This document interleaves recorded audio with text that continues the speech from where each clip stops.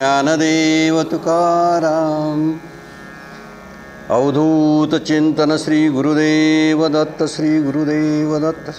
ब्रह्मानंदं परमसुखदं केवलं ज्ञानमूर्तिं द्वन्द्वातीतं गगनसदृशं तत्त्वमस्यादिलक्ष्यम् एकं नित्यं विमलमचलं सर्वधिं साक्षिभूतं भावातीतं त्रिगुणरहितं सद्गुरुं तं नमामि. नमामि सद्गुरु शान्तं सच्चिदानन्दविग्रहं पूर्णब्रह्मपरानन्दईशम् आनन्दीवल्लभं सद्गुरु सच्चिदानन्दं केवलं करुणाकरं ज्ञानयोगेश्वरं वन्दे ज्ञानदेवा पुनः पुनः. संतश्रेष्ठ श्री ज्ञानेश्वर माऊली, जगद्गुरु तुकाराम महाराज, नाथ महाराज सर्वांना वंदन करतो. सर्व संतांना वंदन, सद्गुरूंना वंदन, आपणा सर्व श्रोत्यांना वंदन करून आजच्या या प्रासंगिक असणाऱ्या दत्त जयंतीनिमित्त असणाऱ्या सोहळ्यात नवीन विषयाचा आपण एक घेतला होता आणि त्यातले काही सूत्र, नारद भक्ती सूत्रातली काही सूत्रांचा अभ्यास आपला व्हावा किंवा ग्रंथाची तरी किमान ओळख व्हावी या दृष्टीनं आपण कालपासून विचार चालू केला होता. कालच्या निरूपणामध्ये आपण पहिली 4 सूत्र बघितली असाल किंवा त्यांनी त्याचं वर्णन सांगितलं असेल. पहिली 4 सूत्र जी भक्तीची आहेत, भक्ती कशी करावी, भक्तीची व्याख्या काय आहे याचं वर्णन नारद भक्ती सूत्रानं आपल्यापुढे समोर ठेवलेलं आहे. त्यामुळं भक्तीतले आचार्य म्हणून महर्षी नारदांचा उल्लेख केला जातो आणि त्यापैकी नारदाने त्या भक्तिसूत्रांचा 84 भक्तिसूत्र आहे आणि त्या 84 भक्तिसूत्रातली आपण आता एक 7-8 भक्तिसूत्रच या अभ्यास ह्याच्यामध्ये किंवा दत्त जयंतीच्या सप्त्यामध्ये होऊ शकतात. उरलेली बघू पुढच्या वेळी आपण काय करता येईल. पण त्या सूत्रांचा एक मुख्य गाभा कोणता असेल तर भक्ती. आणि आपण जे करतो ती उपासना भक्तीच आहे आणि भक्ती कशी असायला पाहिजे याचं वर्णन त्यामध्ये केलेलं आहे. आणि जेव्हा भक्ती पूर्ण होते त्यावेळी त्या साधकाची अवस्था कशी होते, ज्ञानोत्तर भक्ती आपण ज्याला म्हणतो, ती भक्ती पूर्ण झाली की आपल्याला कुठले अनुभव येतात, कसं वाटते आतमध्ये, याचंही वर्णन महर्षी नारदांनी त्या सूत्रामध्ये केलेलं आहे. त्यामुळं आपण त्या दृष्टीने त्याचा विचार करणं फार गरजेचं आहे की महर्षी नारदांना नेमके अभिप्रेत असलेली, म्हणजे शास्त्राला अभिप्रेत असलेली भक्ती कोणती आहे याचं वर्णन आपण बघायला पाहिजे. वास्तविक आम्ही करतोय ती भक्ती, परमपूज्य डॉक्टर काका बोलतात नेहमी की माझ्या मनाप्रमाणे करतोय ती भक्ती, याला काय अर्थ नाही. तर शास्त्र काय म्हणते याप्रमाणे भक्ती असली पाहिजे. मी घेतोय ते नाम बरोबर आहे नाही, तर शास्त्रानं जसं नाम घ्यायला सांगितलेलं आहे ते बरोबर आहे. त्यामुळे शास्त्राप्रमाणे आपण भक्ती करायला पाहिजे. त्यासाठी पहिली सूत्र काही सांगितलेली आहेत, त्या सूत्रानंतर एक 5वं आणि 6व्या सूत्राचा थोडक्यात आढावा आपण घ्यायचा आहे. कारण ते भरपूर आहे. 5वं आणि 6वं सूत्र म्हणजे सुद्धा जास्तच आहे, पण तरीसुद्धा आपण ते थोडक्यात आढावा घेणार आहोत की नारदांना भक्ती संदर्भात काय वाटतं. वर्णन करताना म्हणतात 5वं सूत्र आहे यत प्राप्य न किंचित वांछती. ह्या भक्तीची प्राप्ती झाली, कशाची इच्छा राहत नाही. आपल्याला पडताळा घ्यायचा आहे आपण आतल्यात. यत प्राप्य न किंचित वांछती न शोचती न द्वेष्टी न रमते न उत्साही भवती. एक 4 शब्द सांगितलेले आहेत की ज्यावेळी भक्तीची प्राप्ती होते, परमेश्वराचं ज्ञान प्राप्त होतं, देव कसं आहे नेमकं हे कळायला लागतं. नुसतं देवळात बसूनच कळणार नाही बरं काय, माणसातला पण कळायला पाहिजे देव. जेव्हा माणसातला देव कळायला लागतो ना त्यावेळी खरी गंमत होते आणि खरी भक्तीला सुरुवात होते. मंदिरातला देव आहेच की समोर आहे, त्याची 3 शिरं आहेत, 1 मान आहे. तुकोबाने त्याचं वर्णनच केलेलं आहे. 3 शिरे 1 मान. 3 शिरं कशाची आहेत, 1च मान का आहे, 3 माना का नाहीत याचं वर्णन. तिथं श्वानच का आहेत याचा विचार, पाठीमागं गोमाताच का आहे याचा विचार शास्त्र पूर्णपणे सांगतं. आपला आजचा तो विषय नाही आहे, पण तरीसुद्धा मंदिरातला देव समजून घेताना मूर्ती समजून घ्यायला सोपं आहे, पण बाहेरचा देव जो आहे तो समजून घेणं फार अवघड आहे. आणि माझ्या अंतरंगामध्ये असणारा देव तोच आहे जो बाहेर आहे, जो देवळात आहे, जो तीर्थक्षेत्राच्या ठिकाणी आहे. ते तिन्ही कुठलेही देव असतील तर तो एकच आहे. तो माझ्या अंतरंगामध्ये आहे, तसा सगळ्यांच्या अंतरंगामध्ये आहे. त्यामुळे मी जरी मंदिरातनं आलो आणि दुसऱ्याचं मन दुखवलं तर त्या भक्तीला कुठंतरी कलंक लागतो किंवा भक्तीला धक्का पोचतो. कारण तो आतला जो त्याचा अंतरात्मा आहे तो दुखावतो. त्यामुळे त्याच्यापेक्षा सावधानपणानं बोलावं, कशाला दुसऱ्यांची मनोगीच दुखवायची, त्यात काय फायदा होत असतोय याचाही विचार करावा आपण. त्यामुळे होतं तर तो जो झालेला प्राप्य झालेला यतप्राप्य, ज्याला याची प्राप्ती झाली कोणाची, ज्ञान किंवा भक्तीची, तो कसा असतो, न किंचित वांछती, तो कशाचीही इच्छा करत नाही, किंचित जरासुद्धा कशाची इच्छा करत नाही. मला हे असावं, मला ते असावं, माझं असं व्हावं, माझं तसं व्हावं, माझं काहीतरी संसार दुरुस्त व्हावा, किंवा माझे शत्रू मरावेत, माझे मित्र तेवढे जगावेत, अमक्यानं चांगलं व्हावं, अमक्याचा तोटा व्हावा, असं काहीही विचार तो करत नाही. न किंचित वांछती. म्हणून भक्तीची व्याख्या करताना भगवंत हाच एकमेव माझ्या जीवनातला आधार आहे आणि एकमेव आधार तो आहे असं वाटणं त्याला भक्ती म्हणतात. म्हणून इथं भक्त म्हणून सांगितलं आहे, तो कशाची इच्छा करत नाही. आमचं तसं होतंय काय बघा. म्हणून इच्छा असाव्यात त्या परमार्थातल्या असाव्यात. मला जर ज्ञानेश्वरीचं पारायण पूर्ण व्हावं, माझं आणखीन कुठला अभ्यास आहे तो पूर्ण व्हावा, ज्ञानेश्वरी लिहायला घेतली असेल तर लिहून पूर्ण व्हावी, माझ्याकडून भजन सेवा घडावी, देवा मला तुझं भजन म्हणायचं आहे, ते भजन पूर्ण व्हावं, ह्या पण इच्छा आहेत की नाही, आहेत. ह्या इच्छा जरूर असाव्यात. इच्छा कोणत्या नसाव्यात, जे माझ्या हातातच नाही त्याची इच्छा मी करतो. सगळ्यात अशक्यप्राय गोष्ट कोणती असेल तर आपला संसार सुधारणं. गोष्ट सोपी नाही, फार अवघड आहे. परमार्थ करणं सगळ्यात सोपी गोष्ट आणि प्रपंच सुधारणं सगळ्यात अवघड गोष्ट. पण आपण भानगड करतोय कोणती माहिती आहे काय, जे अवघड आहे त्याच्याच मागं लागतो. काय अवघड आहे, प्रपंचात यशस्वी होणं अवघड, एकदम अशक्य, आणि परमार्थात यशस्वी होणं एकदम सोपं. कारण झालेली परमार्थात यशस्वी झालेली मंडळी आपल्यासमोर आहेत. उदाहरणार्थ परमपूज्य डॉक्टर काका हे त्यातलं एक उत्तम चालतं बोलतं उदाहरण. ज्ञानोबा तुकोबांची उदाहरणं देतोय आपण, पण ती आहेत मागं होऊन गेली.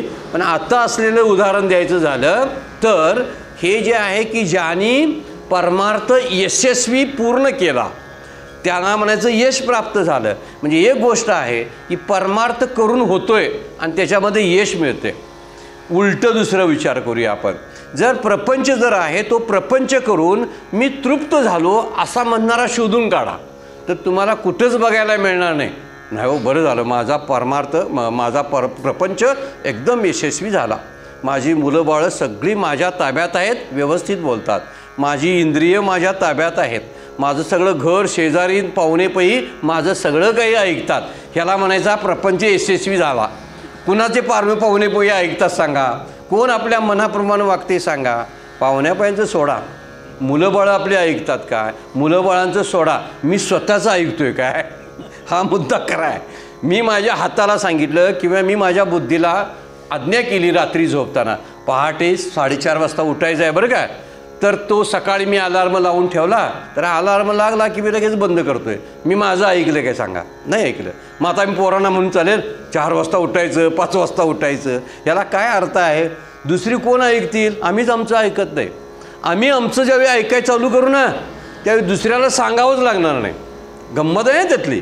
मग आम्ही आमचं ऐकत नाही म्हणजे काय करायचं की दुसऱ्यांना आपण मार्गदर्शन करू नको, ही जी इच्छा आहे ती करायची नाही, मी माझं ऐकायला पाहिजे ना. पण मी माझंच ऐकत नाही, मग दुसरी माझं इकडे या आणि ज्ञानेश्वरी वाचायला घ्या, ऐकत नाहीत ती. त्याच्यापेक्षा शांतपणे काय करावं, परमार्थ हा एकट्यानं करण्याचा विषय आहे, सगळ्या ग्रुपनं करण्याचा विषय नाही. ग्रुपनं कधी, जेव्हा होतं दिंड्या काढतो आपण, पारायणं एकत्र करतो, आरत्या एकत्र करतो, तीर्थयात्रा एकत्र करतो, पण सगळ्याचा परिपाक झाला की घरी बसून त्याचं सार काढत बसलो पाहिजे आपण ते करत नाही. आपण म्हणतोय दिंडी केली, माझा परमार्थ झाला, मी आणखीन आरतीला रोज हजर असतोय, दिवा लावतोय, माझ्याकडे काम दिलंय तेवढं, माझा परमार्थ झाला.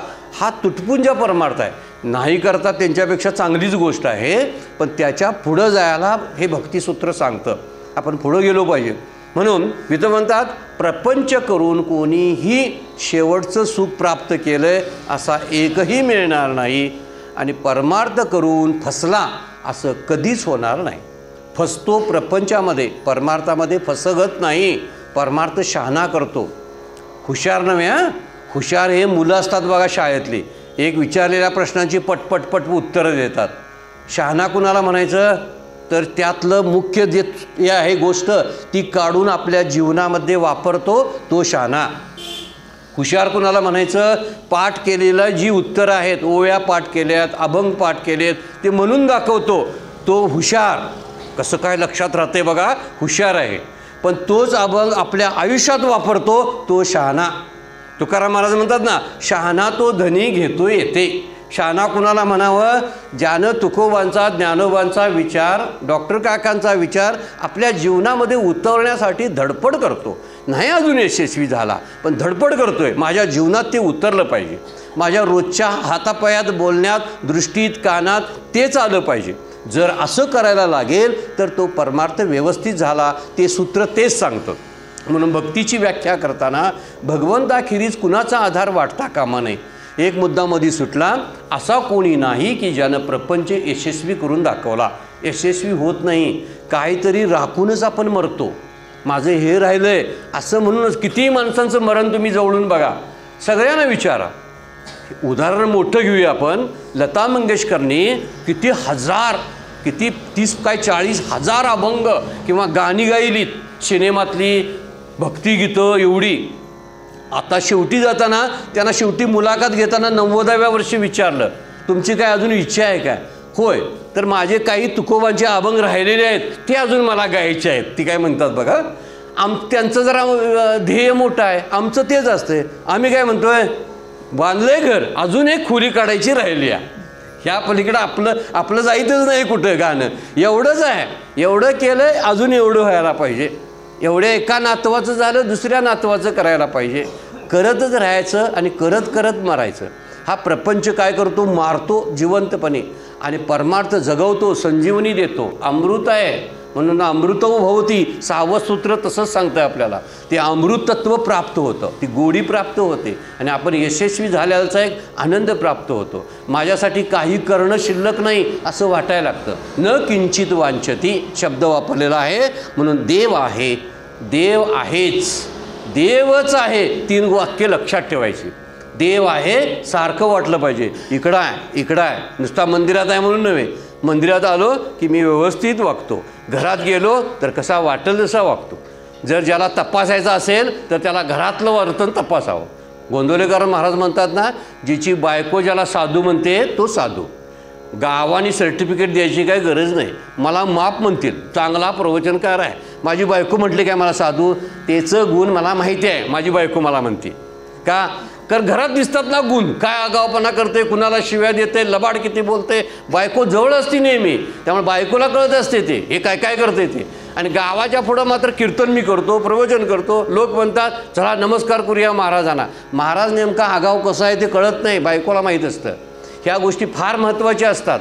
म्हणून दिखावाचा परमार्थ करायला फार सोपा आहे आणि एकांतातला परमार्थ फार अवघड आहे. जिथं फक्त देव आणि मीच असतो तो परमार्थ फार मोठा आहे आणि त्या परमार्थाची अपेक्षा आपण नेहमी लक्षात ठेवायची. ह्या असल्या दिखाऊ परमार्थ करूया, कुठंतरी लागतो आपण, जायला लागतं. आरत्या, तीर्थक्षेत्र पाहावी लागतात, जाऊया सगळ्यांच्याबरोबर. पण लोकांतातला परमार्थ तपासायचा असेल तर एकांतात यावं लागतं. एकटं बसायचं, खरंच मी पारमार्थिक आहे काय? खरंच आज लबाडी मी कुणाशी केली नाही, कुणाचा पैसा घेतला नाही ना, कुणाची चाडी किंवा निंदा केली नाही ना मी. त्यामुळे ह्या गोष्टीचा तपास मी स्वतः घेतो. दुसऱ्यांना माहीत नसतं, कारण दुसऱ्यांना माझ्या टिळा आहे ना आणि गळ्यात माळ आहे, नावं ठेवायचं धाडस होत नाही त्यांना. महाराज आहेत म्हटल्यावर कसं बोलायचं? तर खरा महाराज कसा आहे ते मी आत पाहू शकतो माझ्यामध्ये. मी माझ्यात घुसलो पाहिजे आणि पाहिलं पाहिजे. देव आहे पहिला मुद्दा, देव आहेच दुसरा. लावलं बघा, देव आहेच दुसरा मुद्दा, देवच आहे हा तिसरा मुद्दा. तिसऱ्या मुद्द्यावर भक्ती सुरू होते, अन्यथा होत नाही.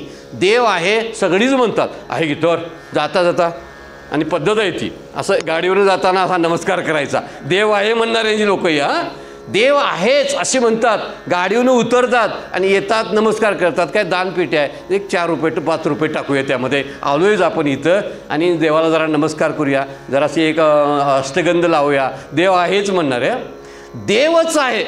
बाकी काय नाही आहे, अशी म्हणणाऱ्यांची भक्ती एकदम टोकापर्यंत गेली. बाकी नाहीच, हा दिसतो हा प्रपंच भासमान आहे माझ्यासाठी, ही मुलं बाळं खरी नाहीत, माझं माझं ज्याला म्हणतो ते त्यातलं काही खरं नाही. तर मग खरं काय आहे? देवच आहे. एका जनार्दनी सर्व नाशवंत, एकची शाश्वत हरिनाम. सत्य तू सत्य तू सत्य तू विठ्ठला. तुकाराम महाराज म्हणतात, 3 वेळा म्हणतात. 3 शिरं आहेत, त्यावरून लक्षात आलंय सांगावं. 3 वेळा का म्हणतात ते? सत्य तू सत्य तू सत्य तू. वर्तमान काळात सत्य तू, भूतकाळात सत्य तू, भविष्य काळात सत्य तू. असा त्रिकालाबाधित युनिव्हर्सल ट्रूथ म्हणतात त्याला. हे वैश्विक सत्य जे आहे ते सत्यामध्ये दडलेलं आहे. भगवंत सत्य आहे. त्यामुळे सत्याची ज्यावेळी भाषा होते, सत्याचा अंगीकार होतो, तेव्हा भक्ती सुरू होते. देवच आहे, अन्य प्रपंच काही नाही. इथंपर्यंत आपली गाडी येऊन थांबली पाहिजे. म्हणून नारदानी आणि सर्व संतांनी या भक्तीचं महात्म्य सगळीकडे सांगितलेलं आहे. भक्ती कठीण आहे कुठेतरी म्हणतात, आणि नामा म्हणे फार सोपे हे साधन, वाचे नाम घेणे इतुकेची. अरे नुसतं तोंडाने नाम घ्यायचं म्हणजे भक्ती होते. पै भक्ती एकी मी जाणे, ते तर साने थोरण म्हणे, आम्ही भावाचे पाहुणे. माऊली म्हणतात, आम्हाला फक्त भावाची भक्ती लागते. भाव वळे आकळे, एरवी ना कळे. आणि भक्तीविन मुक्ती, मुक्तीविन काय म्हणलेलं आहे? काय म्हणलेलं आहे? वर्णन हरिपाठातलीच बघूया आपल्याला. भावेविन भक्ती, भक्तीविन मुक्ती, बळेविन शक्ती बोलू नये. भाव असेल तरच भक्तीला जोर येतो. भाव नसेल ना, प्रेम नसेल ना, मग प्रेम कुठलं? देवाबद्दलचं. देवाला हातानं व्यवस्थित फुलं घालावीत, हे प्रेम आहे देवाचं. तसंच माणसांच्याबद्दल वागता आलं पाहिजे. माणसांना पण दुखवता कामा नये. आता माणसांना दुखवणं म्हणजे आपल्या आचरणानं कदाचित काही आगाव आहेत ते दुखावतातच, त्यांचा काय विचार सोडलेलाच बरा. जे दुखावणारीच आहेत ती, त्यांना काय आवडतच नसेल तर तो प्रश्न नाही. पण मुद्दा म्हणून आपण जसं देवाशी वागतो ना प्रेमानं, असं प्रेमानं भरलेलं आपलं हृदय असलं पाहिजे. त्यावेळी भक्ती सिद्ध होते. सगळ्या भक्तीचा मुख्य केंद्रबिंदू कोणता असेल? भाव आणि प्रेम आहे. प्रेम नसेल ना तर भक्ती करता येत नाही. कधीतरी अभंग म्हणताना डोळ्यातून अश्रू यावं, देवा तुझी आणि माझी भेट कधी व्हायची? किती वर्ष झाली मी प्रयत्न करतोय तुझं दर्शन व्हावं, पण कधीच दर्शन झालं नाही. हा भक्तीतला मूळ गाव आहे. आणि ह्यालासाठी माणसं लागतात काय सुरपेटीने तबला लागतो, काय टाळ लागतात, काही लागत नाही. तो आणि मी लागतो, दोघंजणच. तू भक्त, मी भक्त, तू देव, ऐसे करी. एवढंच झालं की झालं. तो झाला, तो देव आहे, मी भक्त आहे. दोघांचा संवाद फक्त आहे. जगात फक्त संवाद करण्यासारखी एकच गोष्ट आहे, गुरु आणि शिष्यांचा संवाद आणि भक्त आणि भगवंताचा संवाद. हा श्रेष्ठ दर्जाचा संवाद असतो. त्यासाठी कुणाकडे जावं लागत नाही. उघड कुठंतरी शेतात जाऊन जरी झाडाखाली बसलं तरी संवाद साधता येतो. नाहीतर माणसं पाहिजे असतील तर काय करावं लागतं? माणसांच्या घरी जावं लागतं, त्यांना बोलवून आणावं लागतं, त्यांना चहा पाणी द्यावं लागतं, मग त्यांच्याशी संवाद. ह्याला काय चहा पाणी द्यावं लागतो आहे? बसलेलाच आहे सारखा. आम्हीच बोलवत नाही, तो वाट बघायला लागला आहे की कधी मला बोलवतील, माझं नाम कधी घेतील. तो काय आहे ना, भक्तीचा त्याला दुष्काळ आहे म्हणतात. मग आता ती भक्ती भावाचा, प्रेमाचा दुष्काळ आहे. तो प्रेम देता आलं पाहिजे. म्हणून नारद भक्तिसूत्रामध्ये वर्णन करताना, भक्तीचं महात्म्य सांगताना नारदांनी सांगितलेलं आहे की याची प्राप्ती झाली की कशाची इच्छा राहत नाही त्या साधकाला. आणि इच्छा राहत नाही म्हणजे काय? साधी भूक लागली, जेवायची इच्छा, या अशाला इच्छा नाही म्हणत बरं काय. हे असतेच, ती स्वाभाविक नैसर्गिक प्रवृत्ती आहे. डोळे उघडे झाले ते बघितलं तर बघितल्याची इच्छा, कानातनं ऐकायची इच्छा, काहीतरी भजन ऐकावं असं वाटतं, ह्याला इच्छा म्हणत नाही. इच्छा म्हणजे प्रापंचिक विषयांच्या इच्छा, भोगाच्या इच्छा ज्या आहेत त्या भोगाच्या सगळ्या इच्छा भक्ताच्या निघून जातात. आणि भक्त अजिबात निष्काम होतो. म्हणजे निष्काम म्हणजे कशाची इच्छा राहत नाही. म्हणून मागील सूत्रामध्ये भक्ती अमर करते, भक्ती तृप्त करते असं वर्णन काल तुम्ही ऐकलं असाल. अमर करते भक्ती. मी मेलोय असं, मी मरणार आहे अशी भीती राहत नाही, असा अमर करतो. आणि आपल्या आयुष्यामध्ये तृप्ती देतो. म्हणजे मला काही नको, त्याचंच पुढं भाषांतर केलं आहे, न किंचित वांछती. ते कशाची इच्छा, वांछा करत नाहीत. वांछा म्हणजे इच्छा, कामना, या गोष्टी. तर त्या कशाचीच इच्छा सुखाची करत नाही. म्हणून ते सूत्र सांगताना जे प्राप्त झालं असता कशाची इच्छा राहत नाही, अवास्तव इच्छा संपतात. अधिक काहीतरी करावं, इकडलं करून तिकडं करावं. घरात गाड्या आहेत आणि गाड्या घ्याव्यात, आणि बंगले बांधावेत, आणि शेतीवाडी वाढवत राहावं अशा अवास्तव इच्छा संपून जातात. का? कशासाठी करू मी? का करू? ज्यामुळं माझं स्वास्थ्य जातं ते मी करणार नाही. ज्यामुळं माझ्या भक्तीत अडचणी येतात अशा प्रपंचाच्या उचापती मी करणार नाही. नेमका प्रपंच जेवढा लागतोय पोटापाण्यासाठी तेवढा कर्तव्य म्हणून मी करत राहणार. पण त्याच्यापेक्षा वरचा पुढचा जो प्रपंचाच्या क्रिया आहेत त्या मी करणार नाही. याला म्हणायचं न किंचित वांछते. अवास्तव इच्छांचा त्याग करणं. अवास्तव म्हणजे अनावश्यक असलेलं बोलणं, अनावश्यक असलेल्या क्रिया करणं, अनावश्यक गोष्टी पाहत राहणं, अनावश्यक गोष्टींची चर्चा करत राहणं, ह्या टाळल्या पाहिजेत. आवश्यक गोष्टी कराव्याच, कारण त्या नैसर्गिक आहेत, त्या गोष्टी कराव्या लागतात. पण इथं न किंचित वांछती शब्दाचा अर्थ आहे त्या कशाची इच्छा नाही, याचा अर्थ प्रापंचिक भोगाची इच्छा त्यांची संपलेली असते. दुसरं म्हणतात बघा, न द्वेष्टी, कुणाचा द्वेष करत नाहीत. ते द्वेष्टी नाहीत, कुणाचाच द्वेष करत नाहीत. द्वेष करण्याचा होतो ज्यावेळी दोन गोष्टी वाटायला लागतात त्यावेळी द्वेष होतो. वास्तविक ते आता पुढच्या टप्प्यातला परमार्थ आहे, पण वरवरचा आपण बघूया. तो कोणाचाच दोष करत नाही, म्हणजे आपल्यापेक्षा इतर श्रेष्ठ आहेत, वेगळे आहेत असं त्याची इच्छा होत नाही, म्हणत नाही तो. खरा द्वेष कधी होतोय माहिती आहे? की आपल्यापेक्षा कोणतरी पुढं जायला लागलं, त्यांच्याकडे काहीतरी जादा संपत्ती यायला लागली की आपल्याला त्यांच्याबद्दलचा मत्सर वाटायला लागतो.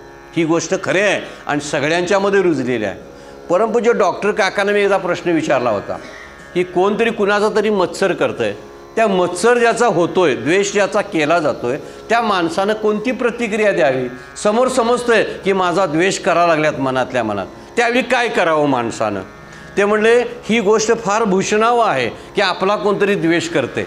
आपला द्वेष करते याच्या अर्थ आपल्याकडे काहीतरी चांगलं आहे आणि ते त्यांना पाहवत नाही म्हणून आपला ते द्वेष करत असतात.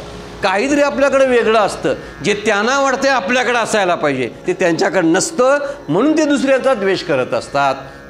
हे म्हणजे भूषणावं का आहे? म्हणजे डॉक्टर काकाने कधीतरी रडू आपल्याला सांगावं वाटते ना, सगळी द्वेषच करतात. हो काय करू? अरे द्वेष करतात याचा अर्थ भूषण आहे, काहीतरी आपल्याकडं आहे म्हणूनच म्हणतात ह्याला पुढं करू द्यायचं नाही, ह्याला संपवायचा आहे, ह्याला मोडून टाकायचा. अशी मंडळी जी असतात ना ही त्यात नसतात. त्यावेळी आपण समजायचं आपण प्रगतीपथावर आहोत. इथं द्वेष शब्दाचा अर्थ सांगितलेला आहे, आपल्याला इतरापेक्षा श्रेष्ठ तो कधीही वेगळं मानत नाही. मी कोणतरी मोठा आहे, मी कोणतरी पारमार्थिक आहे, मी प्रवचनकार कीर्तनकार ह्या बसलेल्या माणसांच्यापेक्षा मोठा आहे, ह्यांना काय कळतंय असा तो म्हणत नाही. हे कुणाचाही द्वेष त्याच्या मनामध्ये नसतो. मी फार वेगळा आहे, मी केवढा श्रीमंत आहे, एवढी श्रीमंती ह्यांच्याकडे कुठं आहे असा तो म्हणत नाही. याला म्हणायचा न द्वेष्टी. हे रोजच्या जीवनातली भक्ती आपण बघायला लागलोय बरं काय, याच्यातला फार खोलात जायची काही गरज नाही. न द्वेष्टी शब्दाचा अर्थ आहे, पुढे म्हणतात न रमती, थोडक्यात आपण घ्यालोय ते करतात न शोचती, कशाचा शोक करत नाही. शोक म्हणजे रडत बसत नाही, असं झालं तसं झालं, असं करायला नको पाहिजे म्हणून हे माझ्या वाट्याला आलं असं काय म्हणत नाहीत. गेलं माझ्याकडून घडून, आता झालं ते झालं, त्याच्याबद्दल शोक नाही. भूतकाळात घडणाऱ्या प्रतिकूल घटनेबद्दलचा विचार याला शोक म्हणतात.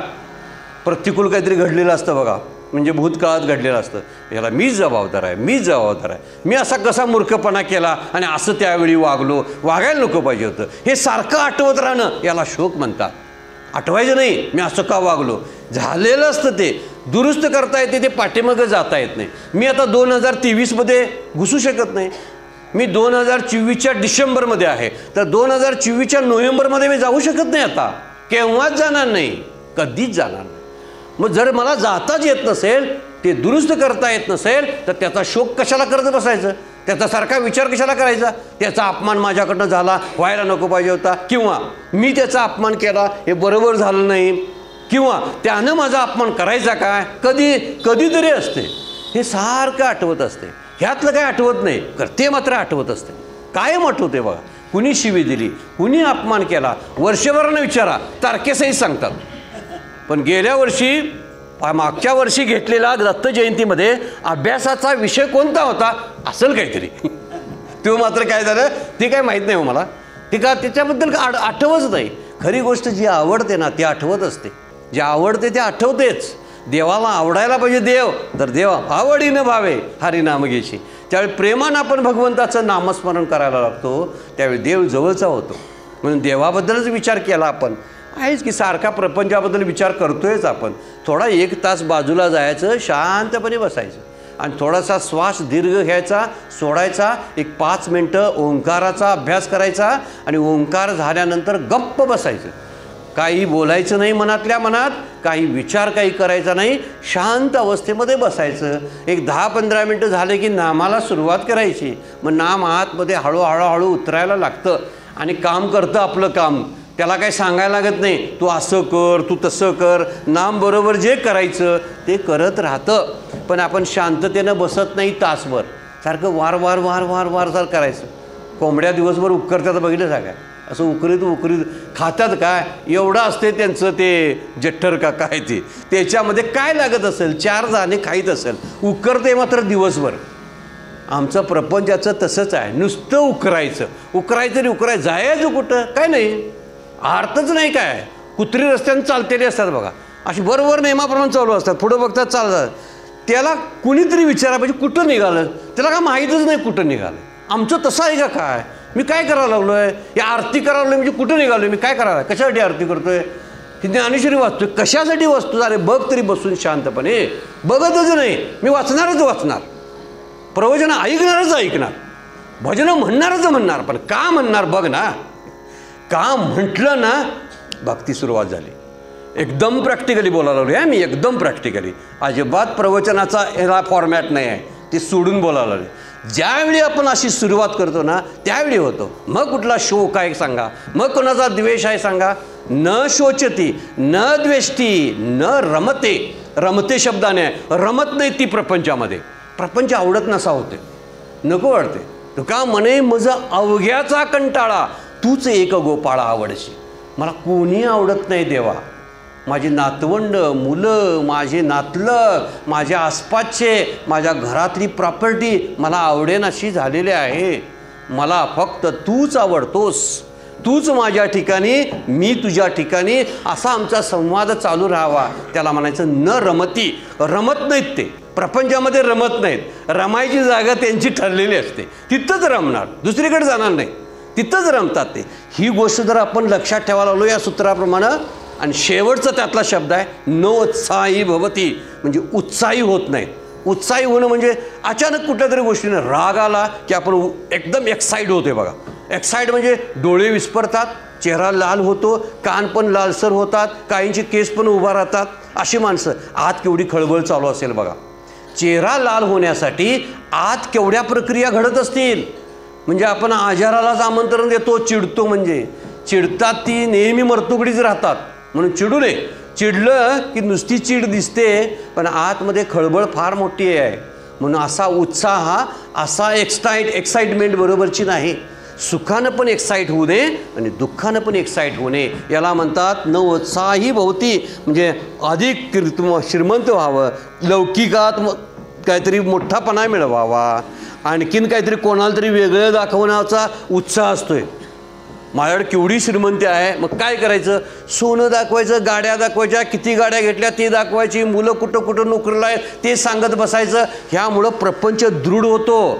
प्रपंचाबद्दल बोलायचं नाही कधी, करतोय तेवढा बास.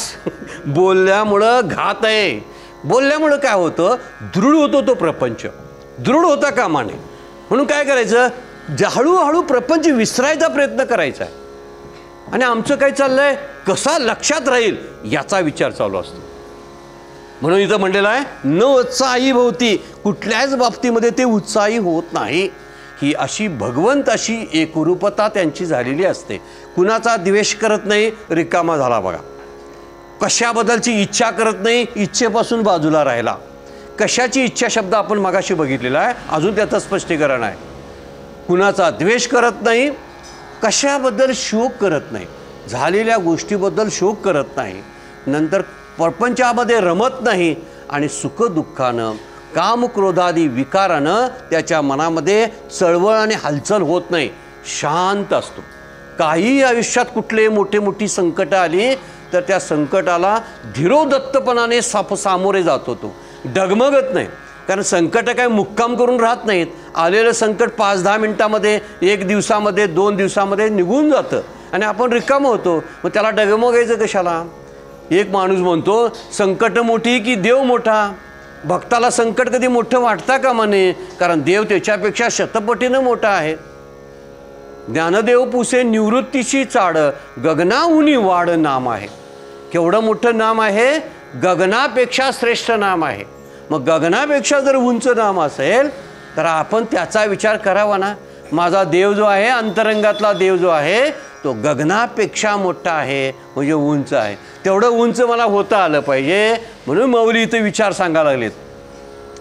महर्षी नारद म्हणतात, न उत्साही भोवती किंचित वांछतीचा थोडासा विस्तार. बघा, ही कशाची इच्छा, म्हणजे जीव काय असतो यातून बाहेर जातो. कशाची इच्छा नसते. इच्छा केली की आपण प्रपंचाशी जुळलो जातो. प्रपंचाशी एकरूप कधी होते बघा, इच्छाच आपल्याला जुळवते.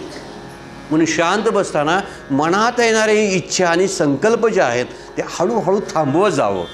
काही चुकीच्या पण इच्छा मनामध्ये येत असतात, त्या थांबवत जावं. आणि थांबवत आपण गेलो तर आपल्याला एक वेगळी अनामिक अशी शांती भेटत असते. इच्छा कमी झाल्या की आपण शांत बसतोय बघा. सारखी वरवर वळवळ करणारे माणसांना हे कर ते कर, ह्याला बोलव त्याला बोलव, ह्याच्याशी बोल त्याच्याशी संवाद साध, यामध्ये ते डिस्टर्ब होत असतं. आणि यामुळं होतंय काय, आपलं चित्त जे आहे ना ते पांगतं सगळीकडं. आणि पांगलेलं चित्त गोळा करता येत नाही. म्हणून नामाला ध्यानाला बसताना ते चित्त एकत्र करावं लागतंय. सगळा प्रपंच विसरावा लागतो. म्हणून इथं म्हणतात की परमेश्वराशिवाय दुसऱ्याशी अनन्यता नसते, असा तो असतो. म्हणून त्याची बहिर्मुखता जाते. बहिर्मुख म्हणजे बाहेरचं सगळं अभ्यास करणं, बाहेरचं सगळं पाहणं, बाहेरचंच ऐकणं, याला बहिर्मुखता म्हणतात. लोकांच्याकडं काय काय आहे, माझ्याकडं काय नाही. त्यांच्याकडं गाडी आहे, माझ्याकडं गाडी नाही. त्यांच्याकडं माझ्यापेक्षा जास्त सोनं आहे, ते फार सुखी दिसतात माझ्यापेक्षा. त्यांच्या घरातली मुलं फार हुशार आहेत, आमच्या घरातली नाही. याला बहिर्मुखता म्हणतात.